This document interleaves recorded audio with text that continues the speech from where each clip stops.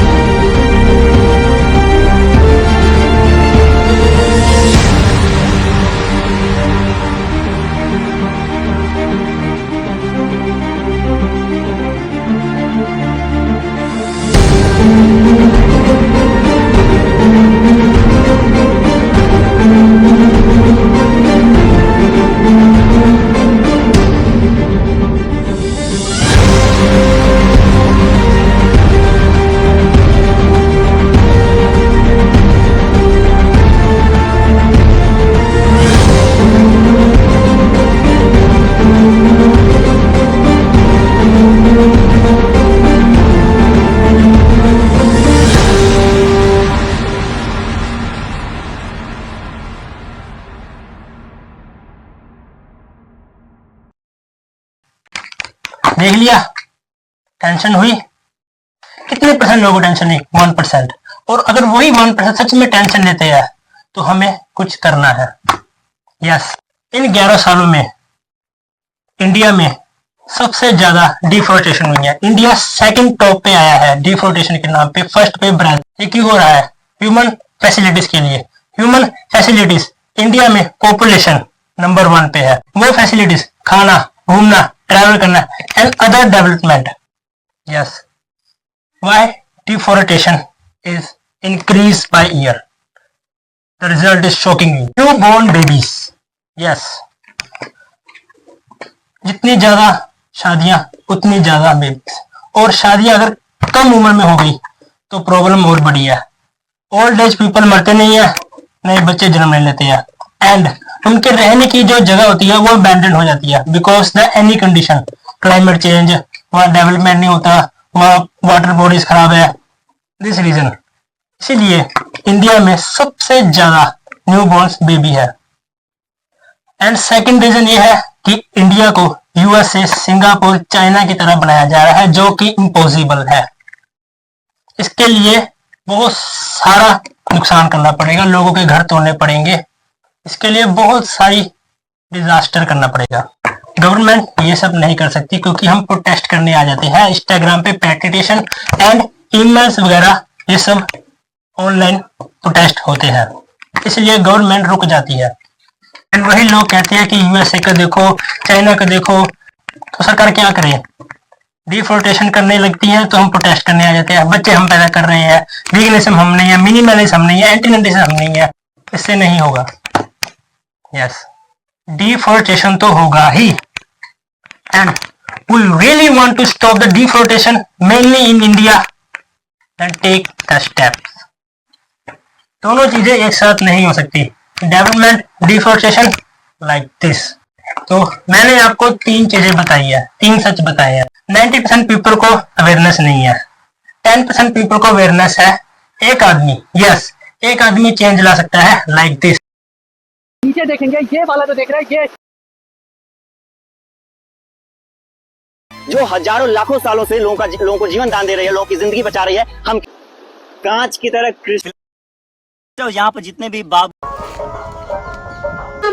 ध्यान देते हैं और बहुत सारे खर्चा कर रहे हैं, और ये गंगा में मिला के। एवरीवन, आज 20 जून 2000, एवरीवन, हम लोग आगे देखेंगे वीडियो में एक नाला मिलाया जाए। इसीलिए हमें लार्ज अमाउंट में प्रोटेस्ट करना पड़ेगा, एक दिन नहीं, महीना महीना, और सुप्रीम कोर्ट में जाके खड़ा होने पड़ेगा पॉपुलेशन के साथ, तब जाके कुछ इफेक्ट पड़े। अदरवाइज रील डालने से, पोस्ट करने से कुछ सालों के लिए डिफोरेस्टेशन रुक तो सकता है, पर हमेशा के लिए नहीं। ये सिर्फ कुछ टाइम की हैप्पीनेस है जो हमें चाहिए। अगर हमेशा के लिए अपने इंडिया को ग्रीनरी में रखना है तो ये स्टेप उठाने पड़ेंगे। सेकंड रीजन, डेवलपमेंट, डिफोरेस्टेशन दोनों साथ साथ होंगे, ये बात याद रखना। एंड थर्ड मेजर रीजन जो डिफोरेस्टेशन का है, न्यू बॉर्न बेबीज। अगर ये होते रहेंगे तो डिफोरेस्टेशन नहीं रुकने वाला, क्योंकि एक बेबी 10 लाख पेड़ों का दुश्मन होता है। ये क्यों होता है? Check in the description. Yes, अगर इंसान है तो तबाही तो होगी ही, अगर इंसान नहीं है तो प्रॉब्लम भी नहीं है। नेचर के लिए क्या प्रॉब्लम है? सबसे बड़ी इंसान। जब इंसान नहीं था तो बर्ड्स, एनिमल्स कितने शांति से रहते थे, लेकिन जब से इंसान आया है तब से ही ये तबाही शुरू हुई है, ये विनाश शुरू हुआ है धरती का। यस, ये मान लेना कि ये सब रुक जाएगा, नहीं, it is not the possible, क्योंकि इंसान की पॉपुलेशन सबसे मेन रीजन है। यस, परेशानी तो होती है, मुझे होती है, क्योंकि ये सब देखा नहीं जाता। इससे पहले कुछ और बताऊं, पहले ये देखो।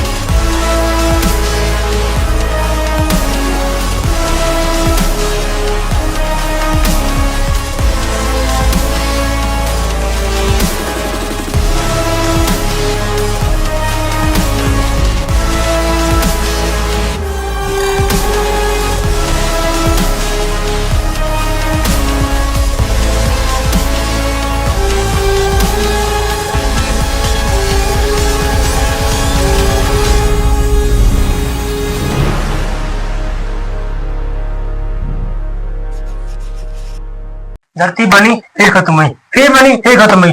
प्रॉब्लम यह है कि इस बार जो धरती पे वो इंसान का जन्म हुआ है, और इंसान सब दुखी है, कोई अपने लिए, कोई नेचर के लिए, कोई फ्यूचर के लिए, कोई किस लिए।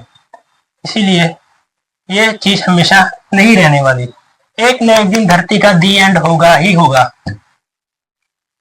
रुको एक मिनट, एक वीडियो और देखो। 1950 में जब महान वैज्ञानिक एनरिको फर्मी ने कहा कि इस अनंत ब्रह्मांड में अरबों मिल्की वे जैसी आकाशगंगाएं हैं और उन आकाशगंगाओं में करोड़ों ऐसे स्टार हैं जिनके प्लैनेट्स हैबिटेबल जोन में आते हैं और फिर भी उन पर लाइफ नहीं दिखाई देती है।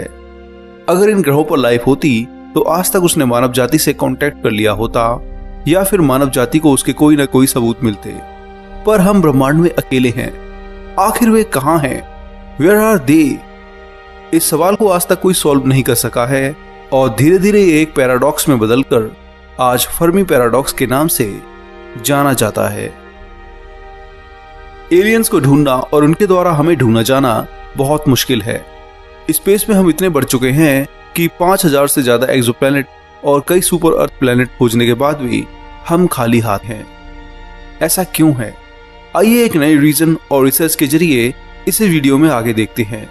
ये रीजन ऐसे हैं कि आप जानेंगे तो पक्का होश खो देंगे। तो चलिए शुरू करते हैं। कल्पना कीजिए एक एडवांस सिविलाइजेशन की जिसके कंट्रोल में कई गैलेक्सीज हैं। ऐसे में मिल्की वे गैलेक्सी भी उस सिविलाइजेशन का एक हिस्सा है जिसे वे मेंटेन करती है। हर गैलेक्सी में एवरेज 500 अरब तारे और 10 खरब प्लैनेट्स मौजूद हैं। करोड़ों ब्लैक होल्स भी हैं जिससे वे सभ्यता एनर्जी लेती है। ऐसे में सिर्फ एक गैलेक्सी के 10 खरब ग्रह उसके लिए ज्यादा मायने नहीं रखते हैं। अगर इन ग्रहों में से केवल 10% ग्रह जो कि ब्लैक होल के आसपास हैं वही मायने रखते हों तो 1 खरब ग्रह ही वह सभ्यता अपनी एनर्जी की नीड के लिए इस्तेमाल कर सकती है। बाकी 9 खरब ग्रह उसके लिए ज्यादा काम के नहीं हैं। इन्हीं 9 खरब प्लैनेट्स में एक छोटा सा ग्रह हमारी पृथ्वी भी है जो इस सभ्यता के लिए एक रेत के कण के बराबर ही माना जाएगा। ऐसे में इस सिविलाइजेशन को हमसे कोई फर्क नहीं पड़ेगा, बस हम समय का इंतजार करेंगे कि कब हमारा नंबर आएगा और एक दिन हम भी ब्लैक होल में डाल दिए जाएंगे। खैर हमें उस समय का भी पता नहीं चलेगा। एडवांस सिविलाइजेशन के लिए पृथ्वी जैसे ग्रह मायने नहीं रखते हैं। हमारी सभ्यता इनके सामने कुछ नहीं है। इस तरह की सभ्यता का ध्यान हम अपनी ओर तभी खींच सकते हैं जब हम और ज्यादा एडवांस होकर के ब्रह्मांड में हलचल करने लगें। अगर हम टाइप 2 बनकर कई स्टार्स की एनर्जी यूज करने लगेंगे तभी जाकर के इस सभ्यता का ध्यान हमारी ओर आएगा और हो सकता है तब पहली बार एलियंस पृथ्वी पर आकर के हमसे कांटेक्ट करें।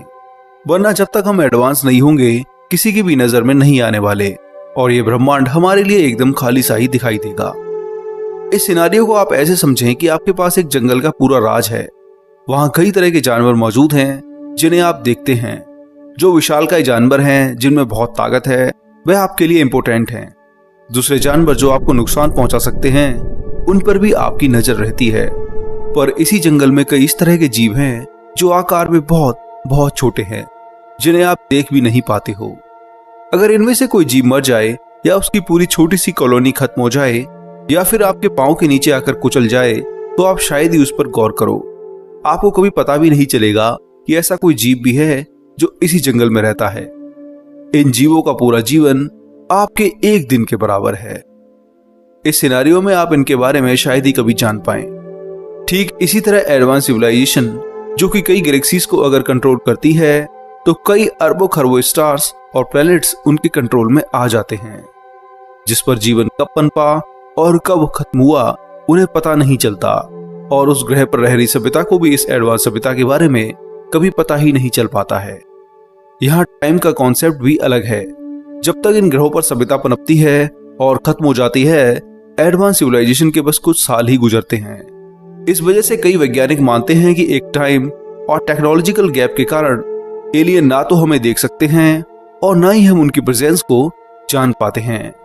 कॉस्मिक स्केल पर जहां ब्रह्मांड को पैदा हुए 14 अरब साल हुए हैं वहां पर ह्यूमन सिविलाइजेशन का समय केवल कुछ सेकंड के बराबर ही है। पर वैज्ञानिक मानते हैं कि भले ही हम एडवांस सिविलाइजेशन के लिए कोई इंपोर्टेंस नहीं रखते हैं फिर भी हम उसके सबूत या उसकी प्रेजेंस को खोज सकते हैं। साल 2022 में वैज्ञानिकों ने फर्मी पैराडॉक्स को सॉल्व करने के लिए नई थ्योरी दी। उनका मानना था कि एडवांस सिविलाइजेशन अपनी प्रेजेंस के कई साइन छोड़ देती हैं जिन्हें हम डिटेक्ट कर सकते हैं।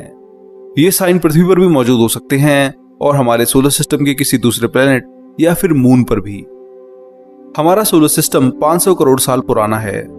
इस वजह से अगर कोई एलियन सिविलाइजेशन यूनिवर्स के बनने के बाद बनी भी होगी तो हो सकता है कि अब 14 अरब साल बीतने के बाद वह खत्म हो चुकी है। तो ऐसे में सिविलाइजेशन के कई अवशेष आज भी हो सकते हैं। उनके द्वारा छोड़े गए स्पेसक्राफ्ट आज भी ओमुआ की तरह भटक रहे हों, जो किसी भी सोलर सिस्टम में जा सकते हैं, या फिर खुद हमारे सोलर सिस्टम और प्लैनेट्स पर भी उनके सिग्नेचर मिल सकते हैं। नासा मानता है कि शनि ग्रह का चंद्रमा एनसेलेडस, जो कि पूरी तरह से बर्फ से घिरा हुआ है, एलियन लाइफ को सपोर्ट कर सकता है। जरूरी नहीं है कि एलियंस यहाँ पर एडवांस फॉर्म में हो। सिंगल सेल जीव से ही आज पृथ्वी पर पूरी तरह जीवन है। हो सकता है कि इसी तरह का सिंगल सेल ऑर्गेनिज्म यहाँ पर हो जो धीरे धीरे यहाँ पर एलियन लाइफ को और ज्यादा विकसित कर रहा हो। अगर इस पर रिसर्च की जाए तो हमें बहुत कुछ मिल सकता है। हो सकता है कि हम इस पर जाकर के लाइफ की फॉर्मेशन को समझ पाए, जो आज तक का साइंस का सबसे बड़ा रहस्य है। इसके अलावा भी हम एलियन की प्रेजेंस को सिग्नल्स के द्वारा समझ सकते हैं। अगर कोई सभ्यता पास्ट में एग्जिस्ट करती होगी और वह पृथ्वी से कई लाइट ईयर दूर होगी तो उसके द्वारा सिग्नल आज या फिर आने वाले समय में पृथ्वी तक आ सकते हैं।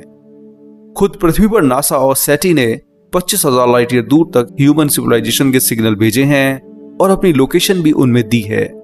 पल्सार स्टार की मदद से एलियन हमारी लोकेशन आसानी से जान सकते हैं। इसी तरह हम भी एलियन सिविलाइजेशन के सिग्नल्स को पढ़ सकते हैं।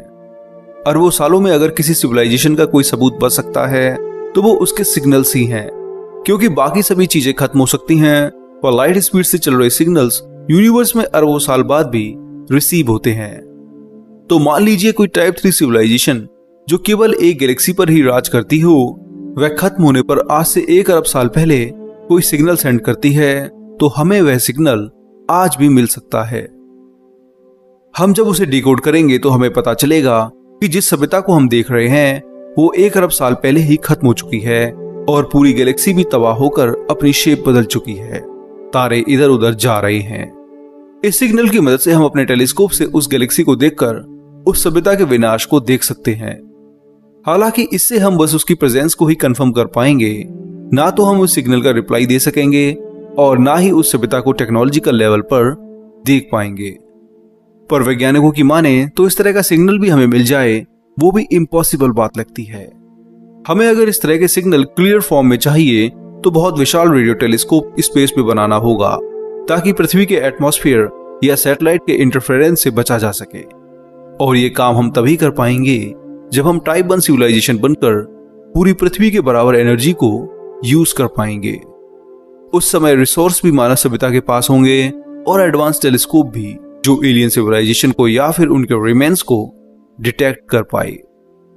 टाइप 1 सभ्यता बनने में हमें 600 से 1000 साल लगेंगे, तभी हमारी एलियन की खोज कुछ हद तक पूरी हो सकती है।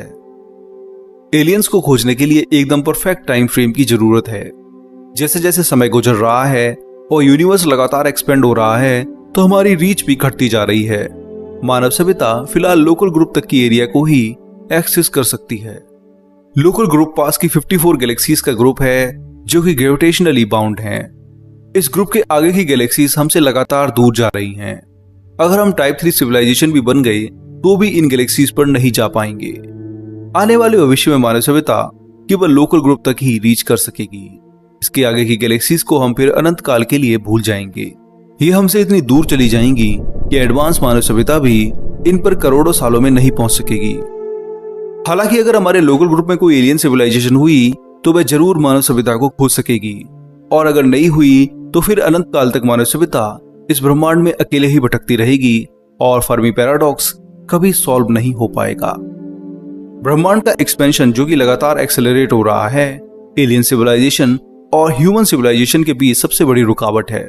लाइट स्पीड भी इस एक्सपेंशन में सबसे स्लो स्पीड बन जाती है। डार्क एनर्जी के कारण एक समय ऐसा आएगा जब हमारा यूनिवर्स इतना ज्यादा एक्सपेंड हो जाएगा कि किसी भी तरह की सिविलाइजेशन नहीं बचेगी। एटॉमिक डिस्टेंस गैलेक्टिक डिस्टेंस में बदल जाएंगी। हर एक स्टार और प्लैनेट एक दूसरे से इतना दूर चला जाएगा कि फिर वह अपने आप को ही पूरे ब्रह्मांड में अकेला पाएगा। ये सोचने में ही एक्साइटेड और डरावना दोनों ही लगता है।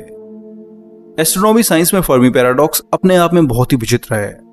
करोड़ों अरबों तारे और ग्रह होते हुए भी हम एलियन से आज तक नहीं मिल सके हैं। ये सोचने में ही होश उड़ जाता है। पर स्पेस में कुछ भी इम्पॉसिबल नहीं है। जिन एलियन को हम आज तक नहीं खोज सके हैं, भविष्य में जब हम एडवांस सभ्यता बनेंगे तो शायद उस समय कई एलियंस प्लैनेट्स और सिविलाइजेशन को खोज पाएंगे और एक गैलेक्टिक दुनिया बना सकेंगे। सोचिए, पूरी गैलेक्सी पर मानव सभ्यता का ही एक्सेस होगा। सोचने में ही कितना अमेजिंग लगता है। और एक इंसान अपनी एज 200 साल तक कर सकता है साइंस की हेल्प से।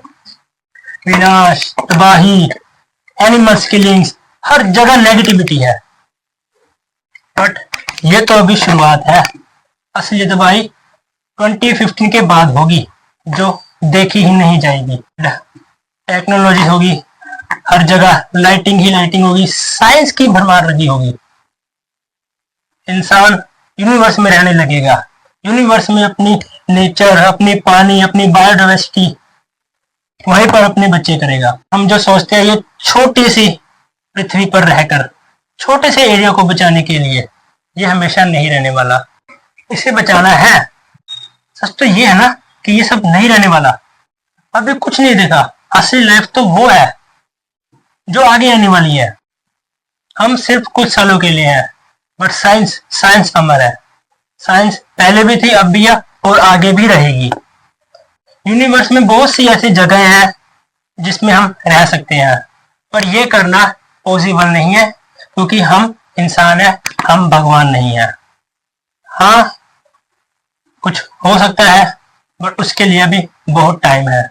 Yes, I care about nature, animals, reverse, everything. हम जो कर रहे हैं, वीगन बनो, मिनिमलिज्म बनो, एंटी-नेटलिज्म बनो, स्पिरिचुअल बनो, तो क्या करें? बैठ जाए? इन सब चीजों को रोके नहीं? रोको। पर सच ये है, 2070 के बाद ये सब वैसे ही गायब हो जाना है। इंडिया ही नहीं रहने वाला, ना मोदी रहेगा, ना ये संसार रहेगा। Everything destroy. अगर डिटेल में जानना है तो गुरबानी की एक पंक्ति है, ये पढ़ो। तू करता करना मैं नाई, जाऊं करी ना होई, बलिहारी कुदरत वस्या, तेरा अंत न जाए क्या। सब कुछ उसी ने किया है, उसी ने बनाया है, उसी ने ही तबाह कर देना है। हम कुछ नहीं है। हम सिर्फ कोशिश कर सकते हैं, करना उसने है। क्योंकि एक न एक दिन तो ये सब खत्म होना ही था। उसके लिए गॉड ने हमें बनाया। इंसान आया धरती पर, धीरे धीरे ये धरती को खत्म करेगा। अगर हम कुछ ना करें, चुपचाप एक जगह पर बैठ जाए, कुछ भी ना करें, तब भी ये धरती अपने टाइम के अनुसार खत्म होगी। धरती की पोजीशन चेंज होती रहती है। कभी ऐसे आ जाएगा तो कभी ग्लोबल वार्मिंग बढ़ जाएगी। तो ये तो सब तय है, इसे कोई नहीं रोक सकता। हाँ, ये है कि इंसान थोड़ा जल्दी कर देगा इसे अपने टाइम के अनुसार, या कोई मिटियोर, सैटेलाइट्स आके धरती को खत्म कर देंगे। ये सब देखने के लिए हम होंगे नहीं। 2700 के बाद ह्यूमन पॉपुलेशन बिल्कुल कम हो जाएगी। बस कुछ ह्यूमंस बचेंगे जो अपनी उम्र बायोसाइंस के जरिए 200 साल से ऊपर बढ़ा सकेंगे। कहां से शुरू होते और कहां खत्म हो रहे हैं। बट मुझे उनकी बहुत फिक्र है जो वीगनिज्म के लिए, डिफोरेस्टेशन के लिए प्रोटेस्ट कर रहे हैं, एनिमल्स राइट्स के लिए लड़ रहे हैं, सेवा कर रहे हैं, काउस की हेल्प कर रहे हैं, पोल्यूशन को कम कर रहे हैं। उनकी बहुत ज्यादा फिक्र है। जो प्लांटेशन कर रहे हैं, उनके प्लांट बचने ही नहीं वाले। उनकी बहुत ज्यादा फिक्र है मुझे, क्योंकि मुझे नेचर से एंड वाइल्ड लाइफ से हद से ज्यादा प्यार है। मैं कुछ भी कर सकता हूँ इनको बचाने के लिए, कुछ भी। मैं किसी भी हद तक जा सकता हूँ, और मैं अकेला नहीं हूँ। आपको डिस्क्रिप्शन में मिल जाएंगे कितने लोग हैं। ऐसी ही वीडियोस इंफॉर्मेशन के लिए, अवेयरनेस के लिए आगे और वीडियोस आएंगी। उसके लिए जुड़े रहें, शेयर करते रहें, नेचर एनिमल्स को प्रोटेक्ट करते रहें।